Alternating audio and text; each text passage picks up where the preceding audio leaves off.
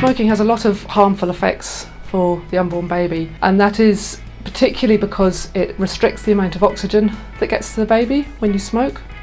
And that impact on the baby means that the baby doesn't grow to its full potential, so the baby's smaller than it should be at birth, which makes the baby very vulnerable. It's more at risk of infection and also developing respiratory problems, and it's got a higher chance of having cot death, so dying unexpectedly in the first few months of life. One of the other impacts of smoking during pregnancy is that the baby is more likely to be born preterm, so earlier than you expect, and we're not quite sure why that is, but it may be because the baby isn't growing so well and it's almost the baby's pulling the trigger saying get me out because of the impacts of smoking.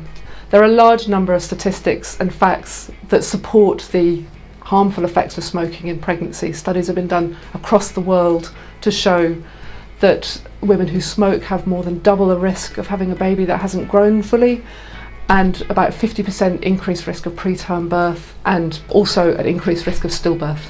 Positively, for women who smoke at the beginning of pregnancy, they've actually found that if you stop smoking by the time you're 16 weeks of pregnancy, it reduces almost all those risks that I talked about before. So that if you actually stop smoking completely by the time you're 16 weeks, your baby is much more likely to grow to the size that it is supposed to grow and therefore be healthy following the pregnancy.